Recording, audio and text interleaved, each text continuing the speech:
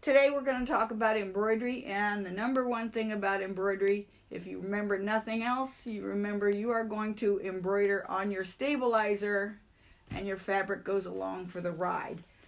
So the type of stabilizer you pick, it has to be appropriate to whatever you're doing. And also things that can, things can make your design, your embroidery go a little weird and puckery, and it's for different reasons. You can get puckering if you have too dense of a design. You can have it if your tensions are too tight on your machine.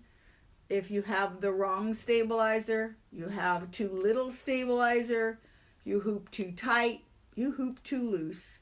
I swear how you hold your tongue you sit there in front of the machine may affect how it puckers or not. Also the type of fabric. First of all, let's talk about the design. The design has to be appropriate to what you're doing or what fabric you're working on.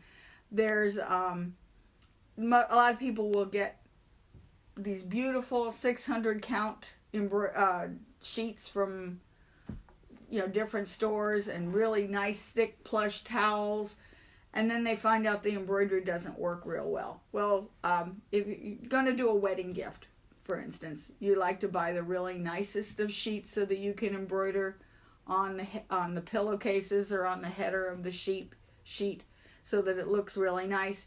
And you pick that 600 thread count Egyptian cotton. Well, it's just too dense. It's gonna pucker and make a holy mess. Oddly enough, what makes the best embroidery is the looser of the weaves. You don't want, that's why batik puckers, because batik is a very densely woven fabric. Because with embroidery, every time the needle goes in, 2 pieces of thread go into that little hole.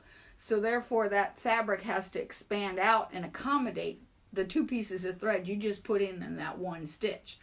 So, you want to pick a design that's kind of lighter for really dense fabrics. Again, also with towels. Towels, you want to pick a design that's appropriate to a towel. You don't want to do something like red work on a towel, which is just a single line, or a very thin satin stitch monogram on a towel, because it's going to dig into the pile. So you want to pick something that's a little wider that the thread will cover. So we're going to talk about these what you use to make that towel look better. So, okay, you stabilize for 2 reasons. Number 1, fabric is inherently unstable, whether it be a knit or a woven, because even a woven on the bias, it's going to stretch. So that's to get it through the stitching process. So the first problem is to get the stabilizer right so that it gets through the embroidery process without a lot of puckering and stretching. The second thing is that you want that design to look nice throughout the life of your whatever item you're making. So if it's something to be laundered, you need to make sure it looks good after you wash it. Okay, like I said, hooping too tightly causes it to pull in. Well, if you're hooping too tightly, what happens is that fabric is slightly stretched so that when you release it from the hoop, the embroidery is sort of solid, but the fabric sort of draws in and it looks puckery. Same thing if you hoop too loosely. If you hoop too loosely, then what happens is that that allows the fabric to draw in as it's stitching, because the forces pulling the fabric as it does a satin stitch are pretty considerable. So you want to have the right stabilizer and the right hooping to counteract those forces. So, okay, so now the other thing to keep it nice throughout the life of the design. So say I'm not a very good drawer, okay? Say you draw, you're doing this square, and your stitches go diagonal. Let me move this shirt out of the way. Your stitches go diagonally from one end to the other. Okay. I don't know if you can you see that? It starts out looking like that. And when you stitch it, it looks fine. But when you wash it, if you used a tearaway, that tearaway is completely gone. There's nothing holding that fabric into shape after you've washed it. So what happens is that this now is shaped like Wrong way. If it's going, nah, do it again. Okay. If you wash it, it kind of looks like that. It's going to change shape. Also, if it's a knit, what happens when you wash it is that when you had a straight line, a satin stitch going this way, straight up and down, what's going to happen is those edges are going to be ripply. Because the forces, when you wash it, the thread sort of goes back to its natural shape and it goes wherever it wants, it pulls where it wants, and you end up with a ripply, crinkly mess. So you, first of all, anything that needs to be washed repetitively, like not towels. Towels are a special case. We'll talk about that in a little bit. Something like a shirt or a t-shirt, a shirt, a blouse, a skirt, or whatever, something that's going to be washed a lot, except for towels. Towels are different. Then you want to use a cutaway stabilizer, because there's basically 3 types of stabilizers. There's cutaway, there's tearaway, there's washaway. So that's pretty much all 3 of them. And they all have the different purposes and what works better. It depends on the project you're working on.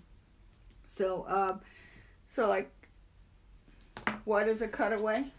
This one is a cutaway that I just wrote on. It doesn't tear. It's going to stay nice.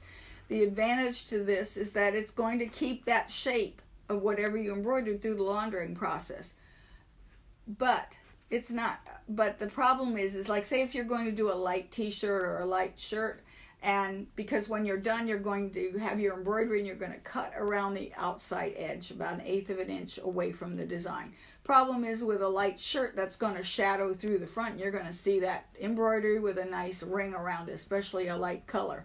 Now, cutaway stabilizer comes in beige, white, and black. But you can actually dye this any color you want it. Because a lot of times, the only time I really I don't use cutaway all that often, at least not this heavier one, is if I'm doing a jacket back or something that it's got to stay and hold for a long time. Then I will use this heavier one. Where a tearaway, here's my tearaway, here's a tearaway. And there's different kinds of tearaways, and it's like, if you look at the shelf on how many different kinds of stabilizers there are, it's mind-boggling. So tearaway literally tears away. Easy to remove. That's the advantage. Disadvantage, it doesn't hold the shape throughout washing. At least not mostly. There's one that is an exception to that. Okay, cutaway stabilizer is not the same thing as interfacing that you buy at Joann's or whatever. Interfacing, I swear, all the clothes and things you give away to Goodwill that they don't sell or repurpose or something like that, I swear they cut it up and turn it into stabilizer or into interfacing. Because if you hold interfacing up to the light, you'll see areas of light and dark. You'll see threads running through them, all kinds of things. So you can't get any kind of consistency from one part of the interfacing to another. Where cutaway stabilizer is made with rayon fibers, and of course it's got some silicone in it in order to keep your needles lubricated, and it's called wet laying, which means they chop up the fibers and they put them on a sheet with the glues and the whatever they use, the silicone, and it's all consistent. If you hold this up to the light, you won't see, I don't know if you can, I don't know if you can see that or not, probably not. You won't see areas of light and dark. So therefore, it's going to give you consistent stitching throughout, no matter where here on you are stitching. So that's the advantages to it. Now, then there's wash away, and we'll talk about that later. That's when you're done with the embroidery, you want everything completely gone. You want it for like lace work or something like that. And you know what? I don't even have any lace work in this room. It's downstairs. So lace work is just where you're just embroidering on the stabilizer and you end up with a piece of embroidery and it's all made of thread. There's no fabric there. It's like ornaments and stuff like that. So now that's rule number 1. Pick the type of stabilizer to whatever you're doing. Now the other thing is pick the correct weight, and the correct weight is determined by how many stitches is in the embroidery design and how big that embroidery design is. So you want to pick the right type of stabilizer or the right weight of stabilizer. Now, there's really like 2 or 3 manufacturers of stabilizer in the entire world. So therefore, a lot of times, actually most of the time, they're made by one person or by one factory, and it's like Buicks and Chevys. You know, one comes off the factory line and it's a Chevy, and the next one comes off and it's a Buick. Same thing, is the same, could be exactly the same stabilizer, and this one comes off and it's a Floriani, and the next one comes off and it's a OESD, the next one's a Baby Lock. So basically they're all the same, and each brander puts their own spin on it, like what it's used for. So sometimes it gets a little confusing. You'll see 2 stabilizers that are identical, and one company will say it's a medium weight and another one's going to tell you it's a lightweight or a heavyweight or whatever. There's no industry standard for what they put on the label. There is industry standard on how much it weighs. So no matter what brand of stabilizer you pick, you want to look at the weight of the stabilizer. So and they come in different weights. This one is a cutaway, and it's called no-show mesh, and it's really sheer. It's one of my favorite stabilizers. This is one of those I always have on hand, and it is just a light mesh, and you can see through it. And it's what I like to use with garments. So this is considered a lightweight stabilizer, and it is any stabilizer that is 1.5 ounces or less, and that's 1.5 ounces, I believe, per square meter or per square foot. I'm not sure what per square it is, but it's 1.5 ounces, and it's lightweight.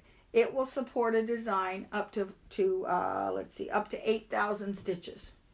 Okay, your machine should tell you how many stitches are in a design, at least the new modern day ones. The older ones may not have, or the lower end ones may not tell you how many stitches are in a particular design, but they will tell you how long it takes to stitch it. So say your machine stitches, say my little tiny one, like the Sophia and Intrigue and what's the new one? It's called the Verve.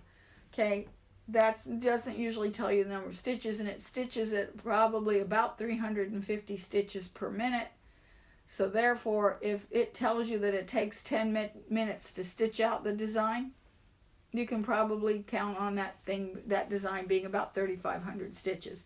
You can also look at the product insert on the designs that you buy or on the website. If you have software like every designer's, no, it's not Designer's Gallery. It's now called Embrilliance. I'm sorry, I couldn't remember. Used to be Designer's Gallery. Designer's Gallery, you can still buy Designer's Gallery software, and we'll talk about software in another class. But now it's embroidery. It used to be called Embroidery Works, that I really liked. But now it's called Embrilliance, and and you can go to embrilliance.com, and you can even download a free trial. For those of you who already have Designer's Gallery, Embroidery Works, or Designer's Gallery Creator, you can go to the Embrilliance and download their platform and to your computer, and then plug in your serial numbers from your Designer's Gallery, Everyday Works, Embroidery Works, Everyday, Advanced, and Creator, and you can use, and it's still good. They'll still support it. Brian Bailey's the owner of Embrilliance, and he's been around forever, and he's wonderful. He's really good. He's not only a digitizer and a software developer, and he's a programmer, but he used to also at one time own a shop, a store, a Baby Lock store. So anyway, this one is good for up to 8,000 stitches. And you think, okay, well, the average 4x4 embroidery design that's pretty well stitched, pretty filled, a fill stitch.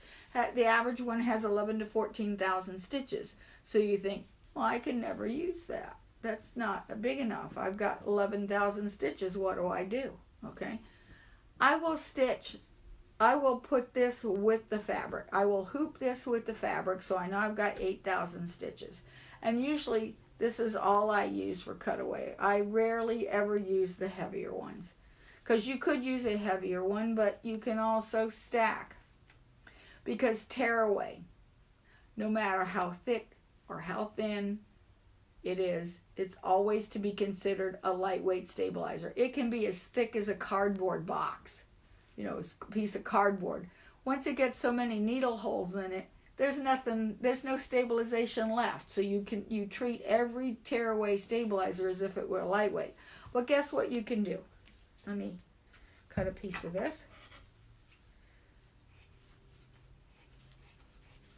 Because we're going to use this in a little bit. And let's just say I'm going to hoop this. We'll pretend there's fabric in there. Okay, there's not, but we'll pretend. I'm just going to hoop my stabilizer and pretend there's fabric there underneath of it. Okay. This is good for 8,000 stitches. I can put this into my machine, and then I can slip a piece of tearaway, which I call float it, underneath. So it's in the machine, and just before you stitch, you slide this underneath. Well, now you've got 8,000, up to 16,000 stitches, and you're good to go. When you're all done with embroidery, then you tear this one away, and you cut this one out. So you only have one piece of stabilizer left when all is done. Through the laundering process, this is usually all you need. Unless you're doing a gigantic jacket back or something like that, this is usually all you need to keep that stitching nice through the laundering process. It doesn't need a lot of stabilization for laundering. It needs more stabilization for stitching. So therefore, I just float them. A lot of times I'll just keep adding them. If you start to see some puckering going on, if you're looking at your stitching, you see, well, I think it looks like it's wanting to pucker. Stop, break your thread, float in another piece, keep going. If it does it again, do it again. And it doesn't have to be fill the whole piece. Oh, what else this is good for?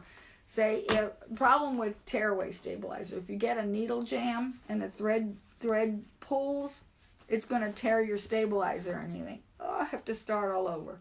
Nope, you just get some spray and or whatever, and you put it underneath the place that just had a tear, so now the thread's got something to grab onto when it continues to stitch. And it's great stuff. So yes, this is, I have a lot of tearaway. It's what I use the most of. So anyway, that was 1.5 ounces is your lightweight. The medium weight is 2 ounces, and that can be used for any design up to 15,000 stitches. And that's, you think, okay, why not use this where'd it go? Here it is. Here's another piece. Why not use this one all the time? Because now when you get to the medium, heavy, and extra heavyweight, they're solid. You can't see through them like you can with the no-show mesh. They're not sheer at all. So, okay, this is 2 ounces, but that's 2 ounces, medium weight. Then you've got extra heavyweight, which is a little bit thicker. Now that can be used up to a design up to 30,000 stitches. Then there's an extra heavy one that unless I'm doing a jacket back, I never use it. And that's good up to 50,000 stitches. Now, if you're looking at a jacket back, what happens is sometimes those are like 120,000 stitches, especially when you've got the newer machines that's doing a 9x4 or 10x14 embroidery design. I wouldn't use a tearaway for the most part, unless it's like red work. You want to use a cutaway, or at least one cutaway on there, because of the fact that is so much stitching. It's a wide area it's got to cover. And we have a lot of the bigger the design, the more problems you have with puckering. Another thing you can do to reduce puckering too, I forgot to tell you, is use this stuff called Terial Magic. And I use this on any quilting fabric or anything, and you can even use it on t-shirts. In fact, if you go to their site, it's called terialarts.com. They've got all kinds of videos on different things you can use this for. This is like super spray starch. In the old days, whenever I was doing a quilt, and I like to do a lot of embroidered quilts, I would get a lot of puckering. In fact, that's what took me to quilting, because I would embroider these designs, and they were a puckered holy mess. And you spent all this time and money and thread and whatnot, and then what are you going to do with this? It's all puckered mess. Well, you turn it into a quilt, and then you stipple around it, and then the puckers go away. You can't even see them. So it's actually embroidery that brought me to quilting. So anyway, in the old days, I would have a piece of quilting cotton that I wanted to put in embroidery design, and I would take spray starch, Niagara spray starch, and do 1 layer, press it, 2 layer, do 3 layers on each side and press it so that it would make it stiffer. Then that fabric is less likely to be drawn in to be all puckered with the embroidery. Terreal Magic is super stuff. 1 spray of this, either let it dry naturally or press it dry with the iron, works great. And it'll be like a piece of paper. You could hold it up like this, and that fabric will stay. So it's great. And it washes out completely, so it's pretty good. Although always test it. Some dyes are reactive with this and will make like watermarks on it. So always test it before you use it. And the only color I've ever had trouble with this on is, oddly enough, a light gray. I don't know why. But it did. So, okay, back to stabilizers. Then you have the heavy, like I say, there's the, heavyweight is 2.5 ounces or bigger. And that's good up to 30,000. And extra heavy is 3 ounces or heavier. And that's good up to 50,000 stitches. So, like I said, some of these designs, like, are 120,000 stitches and take probably like days sometimes to stitch out. Then I will, a lot of times, if it's over 100,000 stitches, I'll put 2 layers of this extra heavy on and leave it there, because it's just, that's an awful lot of floating of tearaway. Okay, so anyway, like there's the classes that let me see, what do we use each one for? Okay, there's some specialty ones, and there's specialty ways of doing things with these. Now, knits. If you're everybody likes to do t-shirts. T-shirts are so much fun. But the problem with t-shirts is, I'm not gonna. We'll talk about how to hoop a t-shirt next class, because we're going to talk about hooping and hooping difficult things. So let's just say I put this in here, and I'm going to, there, I'm just going to get that in here and put this inside. Problem with hooping knits is, like, you think, okay, I'll get this all nice in here, nice and straight. Of course, it's on camera, so it's going to take forever.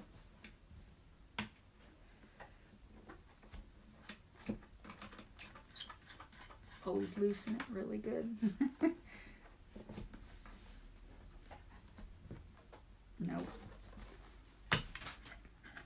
I gotta stand up and do this. I can't hoop sitting down. You also never want to hoop in your lap. It doesn't work. Okay, it's nice and tight, and it looks like it's a good hooping, but here's why this is the problem with knits. Pin. Say this is my needle, and it's stitching along. Look how this can ripple. This stretches right out of the hoop. So with a knit needs to be adhered down to the stabilizer some way, some shape, some form. There's different kinds of stabilizers that you can use. This one is a no-show mesh fusible, which is one of my favorites. So this one, what you do, let me get the pressing surface.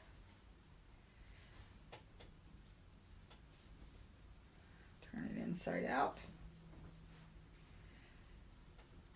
I'm not going to care about placement. We'll talk about placement next week. I'm just going to plaster it on here. Do it down here. Say I want to do it around the hem. I would put the stabilizer. This is a no-show mesh fusible, and it's got a shiny side, so I'm going to put the shiny side down. And I'm just going to press it into place quickly. not a lot of time, so that it sticks. I should open that up a little more.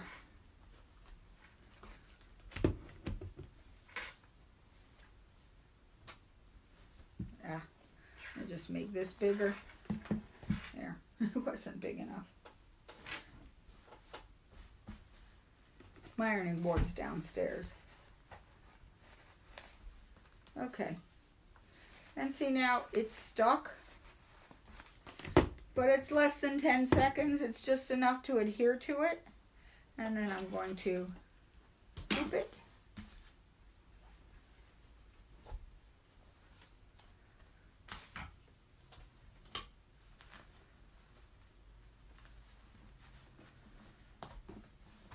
Okay. I can turn that right side out again. Maybe. Okay. There. It's nice and drum tight. And now this pin can't move it. So as it, see as I move this pin along, it stays still. It doesn't, the knit does not move around. And so therefore you get a better stitch out because it's now good and stuck. I think Janet, I believe, had a question about embroidering on a jersey knit. A jersey knit's going to work better with a fusible or one of the others tack downs. Now, if you don't have fusible, there's other things you can do to make it stick as well. Oh, also, what's nice about this fusible is when you're done, it simply pulls off. Of course, there would be a design in the middle of it, and then you'd have a hole in the middle of it. What you can do with this is I usually will save them because a lot of times I'll put them over top of the back of the embroidery to keep it from chafing. Sometimes, especially if you're using metallic threads or you're doing something for a baby, you're going to want the back of that embroidery to be covered by something so that those threads don't irritate the skin, especially because all the knots are on the back of the embroidery. So I would cut out a piece and then fuse this down for 10 seconds with some steam and it'll stay there. Now they've got something that's better than that, and what's the name of it? It's called Soft Stitch, and it is a nylon tricot that has a fusible on the back of it as well, or it's on the front of this one. I might have re-rolled it. And what that's good for is it's nice and soft. And also what I like about this over the no-show mesh is if it's on a knit, this will move along with the shirt. This won't. So this is called Soft and Stitch. You can get that at the store too. I think it's called. Now this is what I usually do with my stabilizers too, because I can look at this and I can't tell you the name of it or what it is, especially if I'm busy. So usually what I do is I take the label and I roll it up and put it inside the hoop. And that way I always know if I'm not sure what it is, I can always look. It's always there. So, and this will go over top of and then you press this into place and it will keep the skin from being irritated by the stitching. Okay, let's see. Another thing you can do is some of these, what's this one? Is a water-soluble stabilizer. And so what you do with this is you just simply hoop this.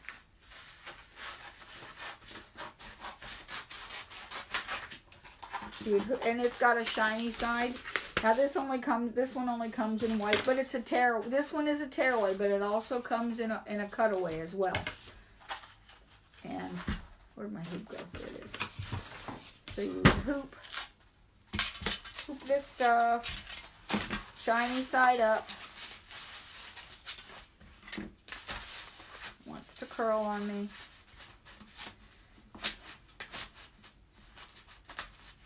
See, that's what happens when you try to do that on a soft surface. It doesn't work. Okay. So then you would take and you would wet this, not soaking wet, just dampen it. Those little things you use, sponges that they have for putting stamps and on there, those work great. Okay. And now it becomes tacky. So now you could just simply place it on top, and now it's stuck. There. And now that's good. See, that doesn't allow the knit to shift around on you too. So that works really good. And it just releases as well. Now that was still wet. If it doesn't want to release, just take to the back of it a sponge and wet the back of it so it's reactivates that glue, or loosens the glue, and you can use it again.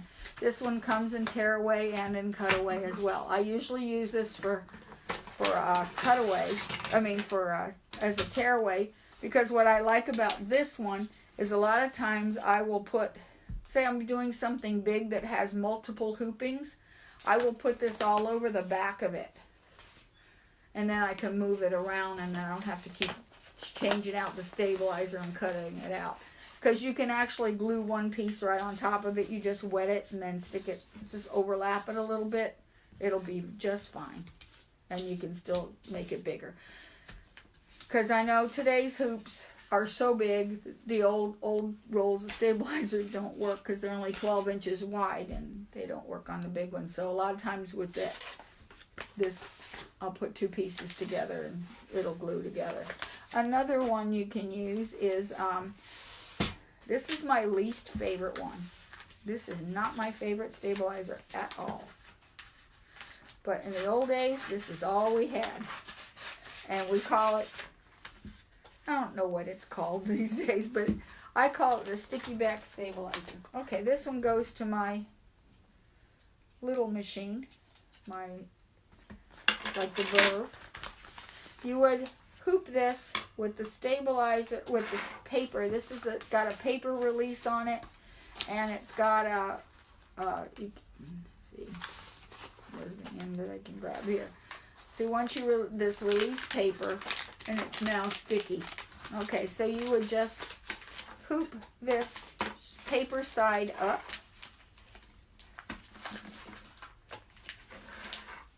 There's the end. There it is. Release this. There.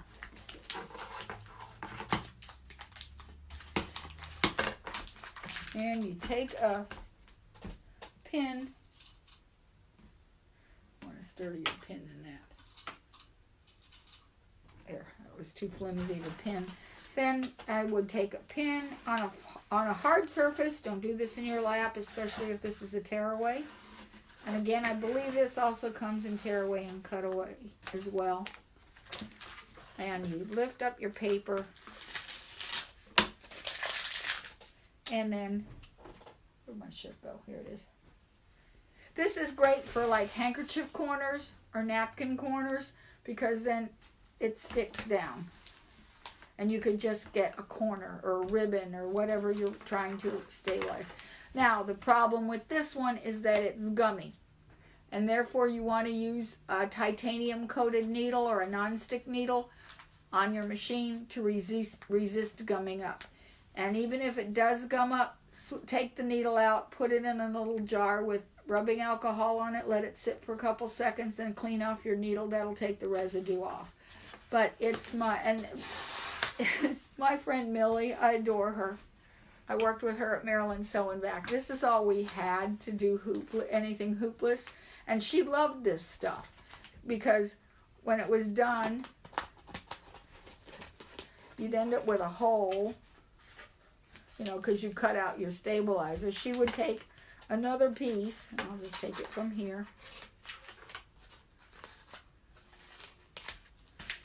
and peel it, stick it on the back, not through the hole, over the hole, and stick it down, and then she'd have a whole new piece, and she'd keep right on going. So you could use this same one like 3 or 4 times until it was no longer sticky, because she did not like hooping. I think, Millie, you still don't like hooping, do you? So, probably not. Although the new hoops are easier to use. So that can be used. Another thing you can do is KK2000 is an adhesive spray. Again, you would just hoop your stabilizer, non-sticky type. And I'm not sure if there's anything. There's two kinds that I use.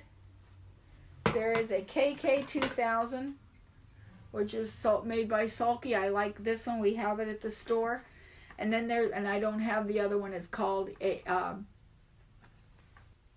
This is KK2000, and then there's the 505 spray. That's what it's called. The 505 spray is actually like quilt basting spray, and you can use quilt basting spray as well. And you just spray the stabilizer, and the 505 spray. What happens is that has to be washed away. You can pull it away, but it has to be washed to get the residue out. The KK2000 is air dissipatable, which means after 2 hours there's no more sticky. So a lot of times this is great stuff to use whenever you, say, on velvet or corduroy, because if you use the 505 spray on velvet or corduroy, you spray your stabilizer, but when you pull it off, it's going to pull the pile out of the back. So,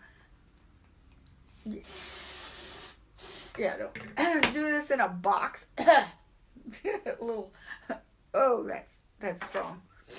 Hello. Guys, fixate myself. Do this either outside or well-ventilated room, or put it in a box or a bag and spray it there. Woo, that is strong.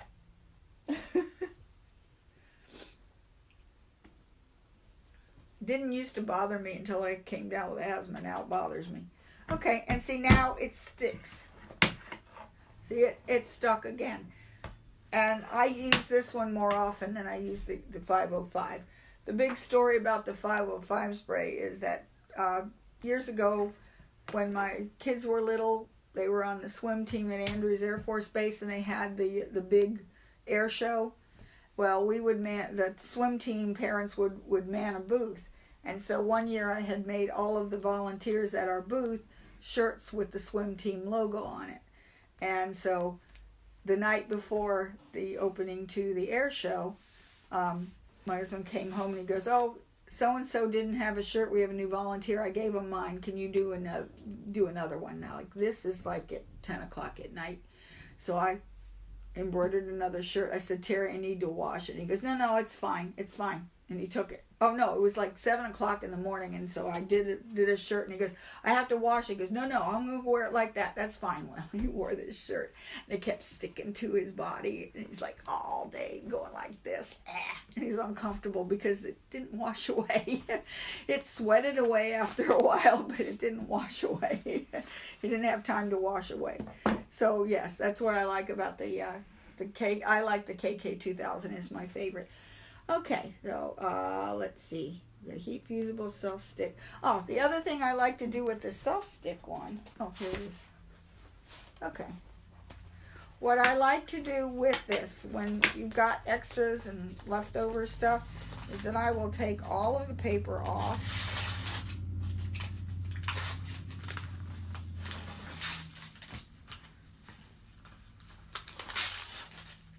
Oh, by the way, you can't go by the weight on the one with the sticky back with the paper release, is because what it puts on the label is how much the whole thing weighs, including the paper. Well, you don't need that. These are mostly a lightweight anyway. So I will just hoop just my sticky stuff. Get it nice and tight. What I'll do is put this. And this also, if you have a multi-needle machine, a lot of times you'll put this on the bottom of your hoops, or those quick snap hoops, and then stitch on top of the quick snap. My friend Patricia just loves it. Okay, and then you put this on here good and tight. Okay, nice and tight. And then you cut it away from the inside and the outside.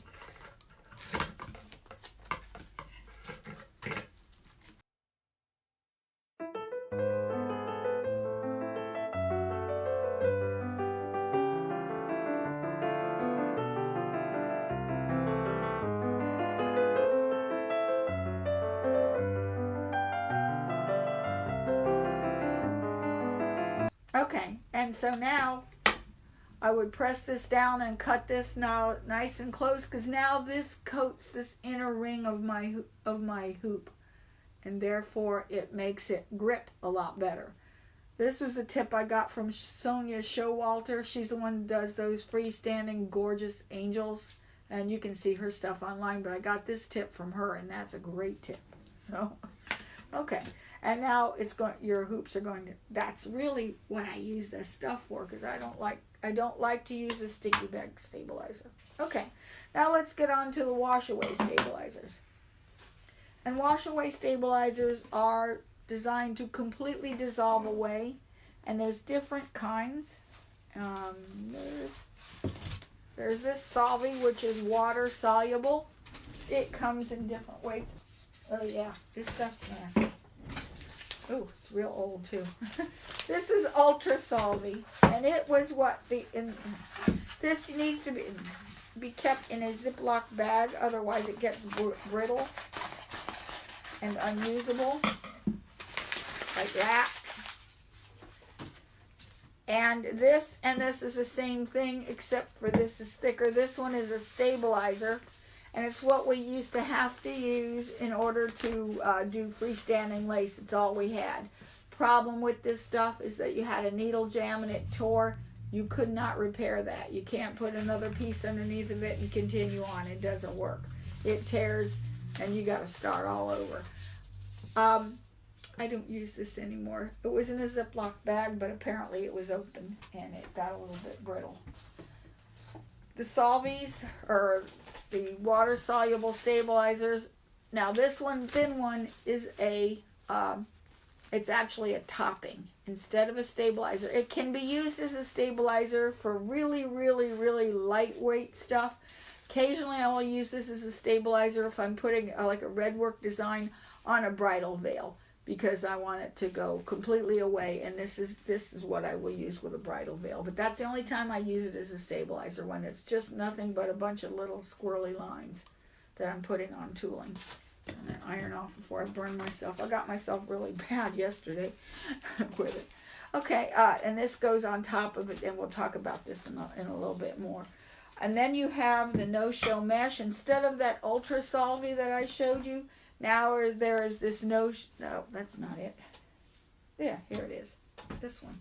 It looks just like no-show mesh, except for it completely dissolves away. It is the most expensive of the stabilizers because it dissolves away, because this is nothing but spun starch and it completely dissolves away.